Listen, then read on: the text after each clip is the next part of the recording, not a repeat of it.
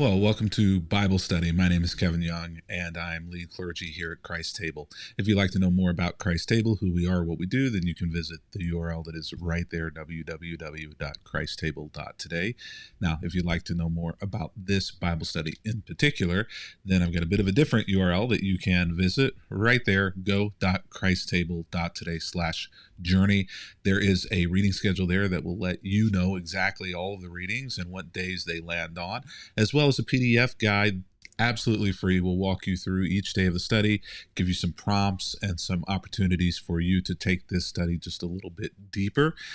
You can download that for free, no strings attached, no email address needed. It's our gift to you. We try to do as much as we possibly can to give you resources to help you along your spiritual journey for absolutely free. But if you'd like to support Christ Table, you can give right there at www.christstable.today, or actually right here at this website, you can get a box that has a whole lot of resources for this journey through the Gospel of Mark. That PDF inside the box is a actual printed bound copy of that PDF for you to utilize. There's also a map there that folds out that helps you walk alongside Jesus through the Gospel of Mark. It's a great resource to help keep you from getting lost in all the places that Jesus goes, and the here and there and everywhere.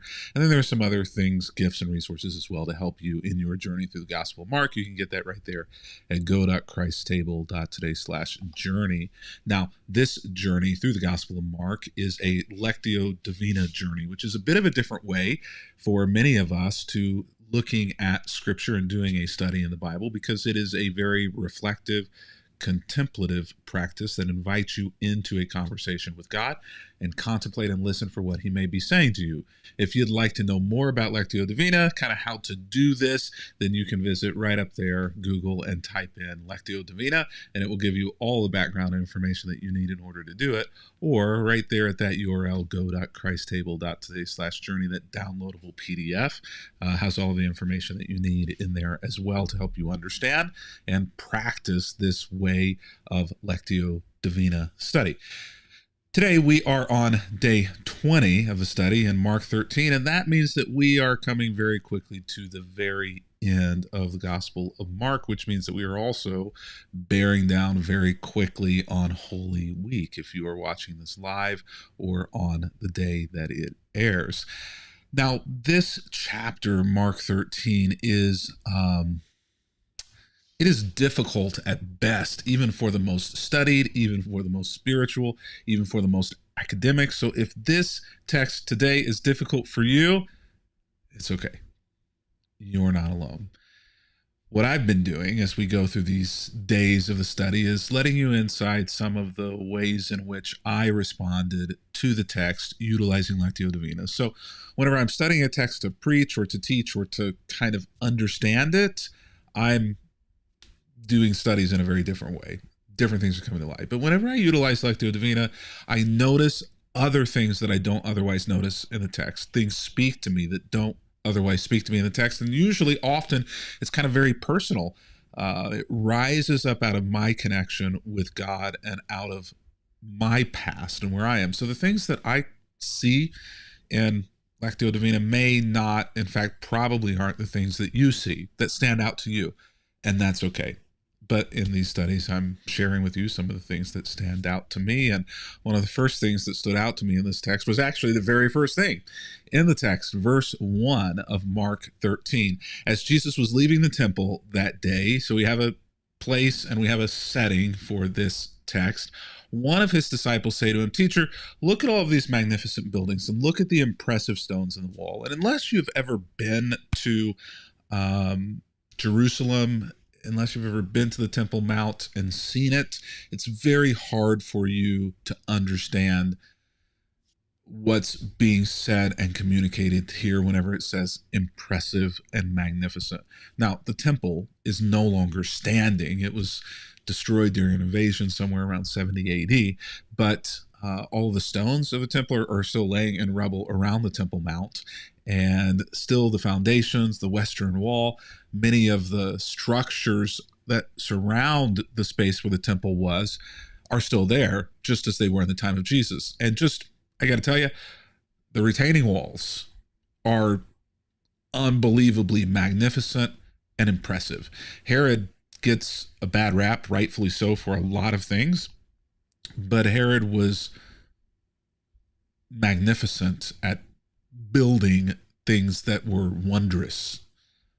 Um, it's if you've never done a study of Herod's buildings and construction in Jerusalem, just spend some time doing that. It's amazing. So one of his disciples notices the grandeur, the awe, the magnificence of all of these things, these impressive stones. And if you keep reading in the text, Jesus essentially kind of dismisses it and says, all those things are going to be torn down. Not one stone will be left, on top of another. And so it seems as though Jesus is, in our view, looking forward to that time in 70 AD where all of the temple that they're looking at would be thrown down over the retaining walls on the Temple Mount and destroyed. But it caught me because I often find myself doing the same thing as this disciple does, right? Looking at a magnificent building, looking at a foundation wall, looking at something that is very impressive and extraordinary, either in its beauty or in the beauty of its engineering and utilization of engineering and minds of planners and city planners and these things. And it's just, I can get caught looking at those things and totally miss the importance of what happens around and in those buildings. Now, who knows whether or not this disciple was missing the important stuff in order to see instead just the grandeur and the impressiveness of the building. But I don't know. And it's not as though it's wrong, right? I mean, you walk into a cathedral and you feel small. It's a transcendent experience. You can almost feel the Spirit of God just in the space. It's otherworldly. It's supernatural. Like I said, it's transcendent.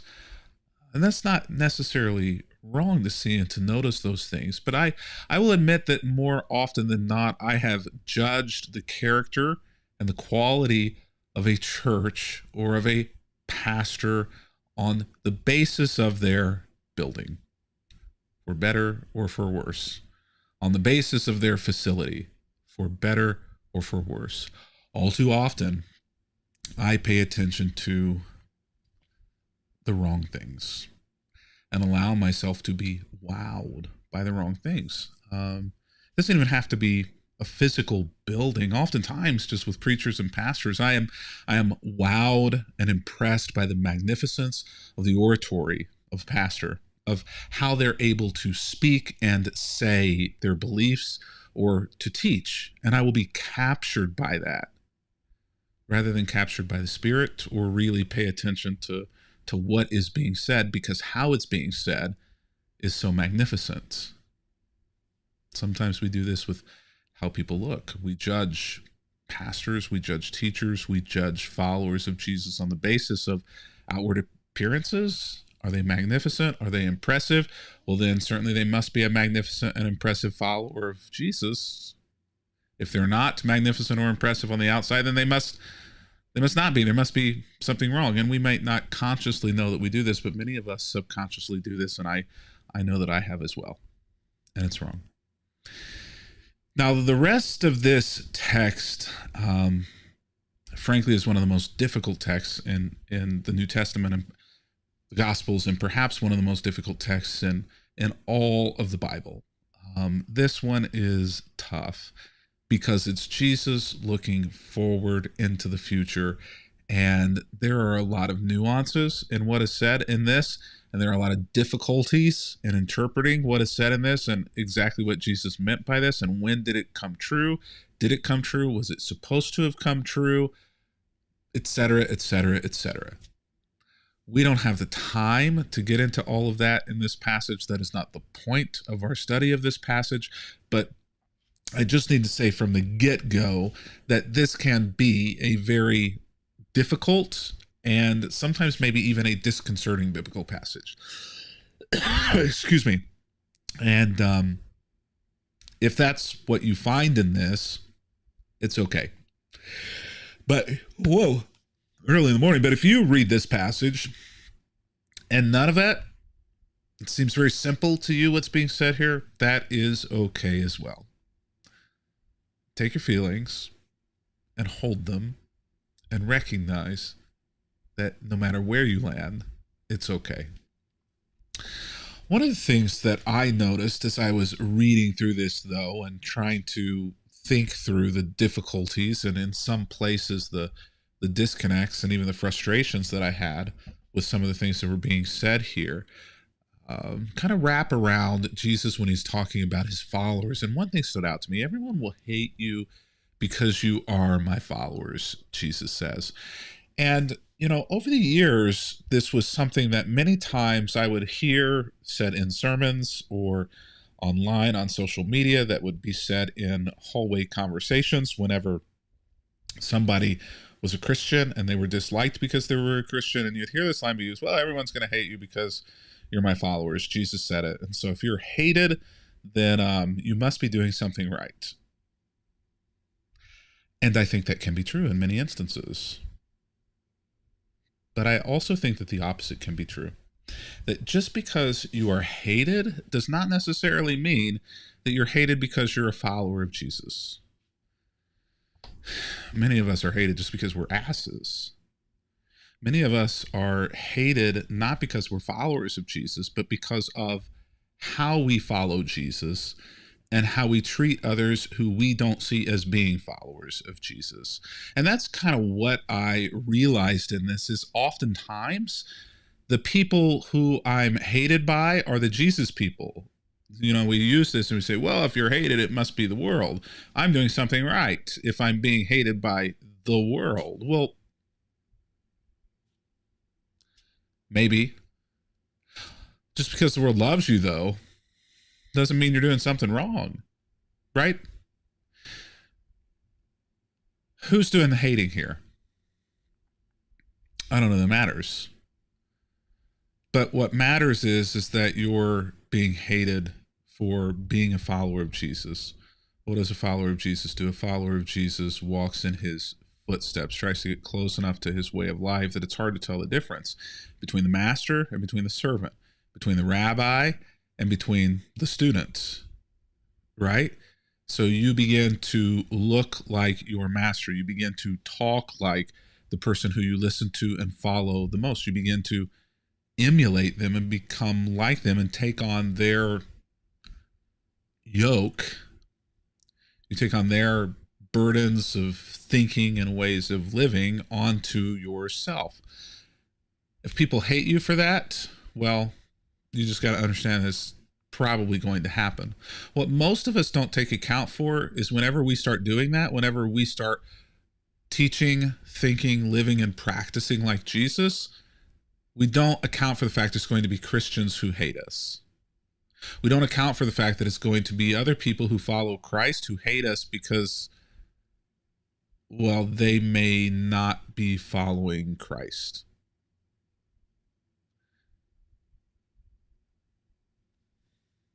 That can be tough. If you've ever been hated by somebody who utilizes the label of Christian, if you've ever been hated by a church for doing the right thing, living the right way, and trying to practice and emulate Jesus and his teachings and his way, then you probably fall under the guidelines of this verse. And Jesus said it would happen. What do you do with that? I got to tell you, it's tough. Hey, when people who don't know you or don't like Jesus hate you, that's one thing. But I tell you, whenever people do know you or do know Jesus, hate you for living like Jesus, now that's something else altogether difficult. And I think that this is more what Jesus has in view here. So Jesus talks through all of this, and then he talks about his return, his coming back. And there's this line at the end which just caught my attention in just a weird way. And I don't even know that I can explain to you why it caught my attention, but it just did. And so I'm just going to throw this out there because I've been chewing on this since having gone through the passage utilizing Lectio Divina. And one of the things that happens oftentimes whenever you go through this process is you continue to chew on things, or maybe more rightly, things continue to chew on you. So Jesus is talking about keeping watch, and he gives this parable about how important it is to keep a watchful eye for the future so that you don't miss it. And he says to his disciples, you too must watch, for you don't know. Oh my goodness, I can't remember the last time I've yawned twice in a single Bible study. Wow. You too must keep watch, for you don't know when the master of the household will return, in the evening, at midnight, before dawn, or at daybreak. And I just thought it was funny that he didn't just stop and say, you don't know when the master of the household will return. And he also didn't say, you don't know when the master of the household will return, if it's at noon or if it's at midnight or if it's in the middle of the day or in the middle of the night. It's like, you don't know when the master of the house will return. It could be 12:05 a.m. It could be 12:30 a.m. It could be 12:45 a.m. It could be 1 o'clock a.m.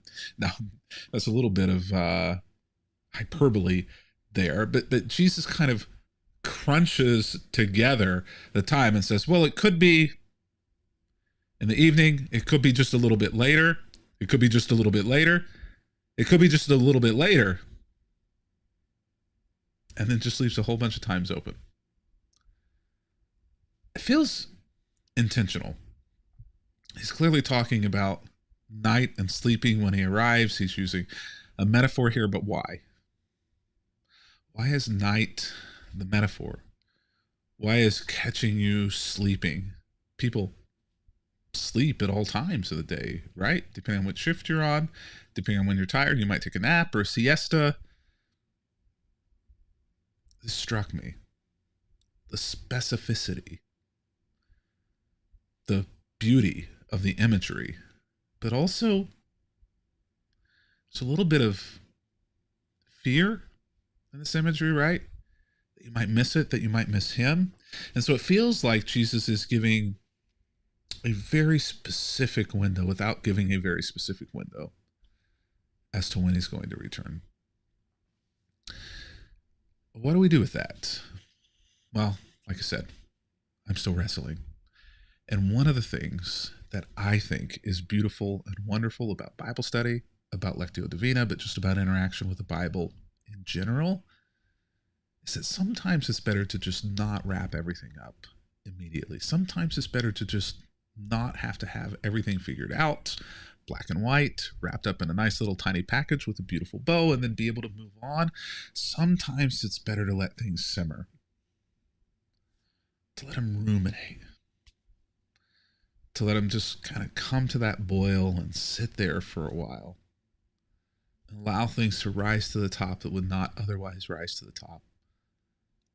Allow the flavors to rest and become infused inside of all of it. Patience sometimes brings good things to those who wait for seasons. Well, that's all the time that we have for today. Looking forward to being back with you tomorrow as we continue on through our journey through the Gospel of Mark. A reminder, if you'd like to join us on this journey, don't forget that you can utilize that free study guide right there at go.christstable.today/journey. Well, until next time, happy reading.